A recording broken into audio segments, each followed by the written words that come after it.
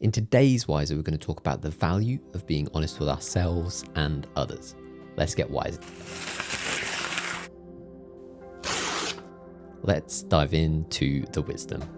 You have the time, you just don't have time for everything. What you say yes to is what you're choosing to value. Honest language leads to intentional living. We can all relate to this, so let's dive into the illustration. Instead of saying, I don't have time, consider saying, it's not a priority.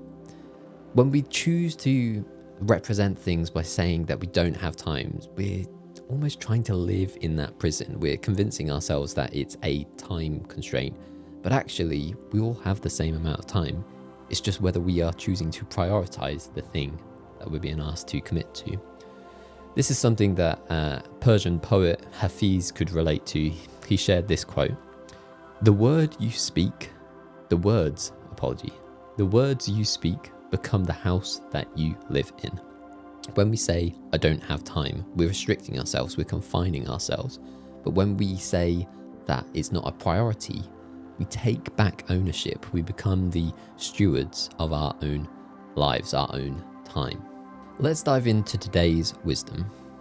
Next time that you find yourself saying, I don't have time, consider if it's actually true. For many of us, using that phrase is a bit of a cop-out. It sometimes allows us to avoid discomfort.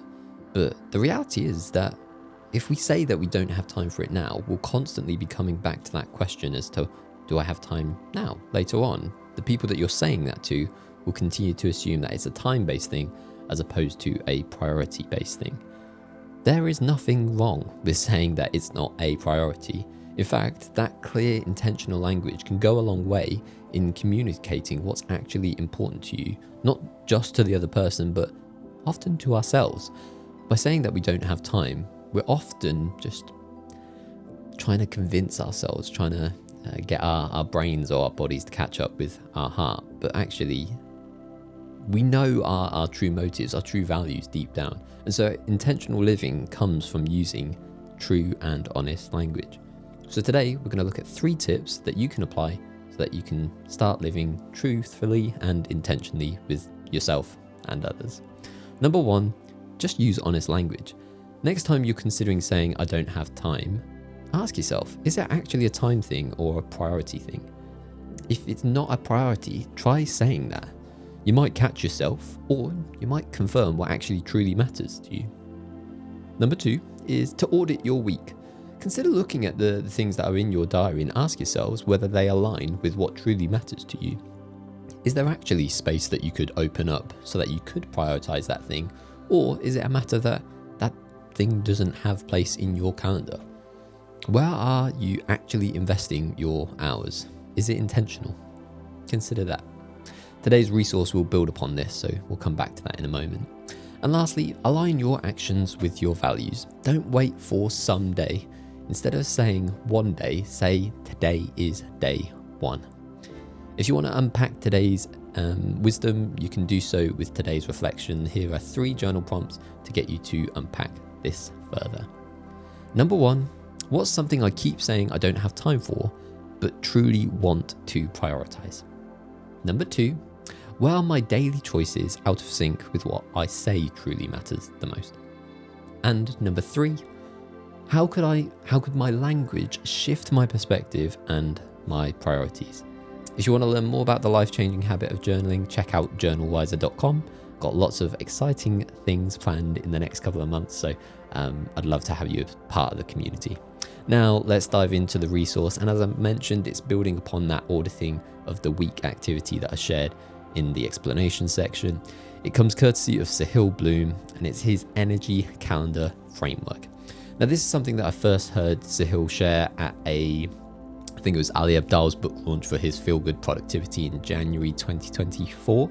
And he and Ali were basically talking about numerous things that would be of value to the audience. And this was one of the things that Sahil shared. It's a quick activity that will help you to assess whether you are energized by the things in your calendar, that the things that you've committed to, or not. In fact, it sounds quite simple, and I'll give a brief overview now, but you can check out Sahil Bloom's website, his newsletter for the full breakdown. Essentially, you look at your calendar over the last week and you color code things based on whether they energized you, whether they were neutral, or whether they drained you, using green for energized, or amber or orange for neutral, and red for things that drained you. It helps you to identify which things are worth committing to, and some of the red draining activities you can't necessarily get out of, but it's a good prompt for you to explore whether you've committed to things that are no longer a priority, not serving you, and whether those things could be taken out to invest time in the things that actually matter to you. Again, if you'd like to learn more about this, check out Sahil Bloom's website and consider subscribing to his newsletter whilst you're there. It's definitely worth a read. Thank you so much for joining me on today's video version of Wiser. If you'd like to receive these insights straight into your inbox each and every week, check out wisernewsletter.com, and thank you for watching.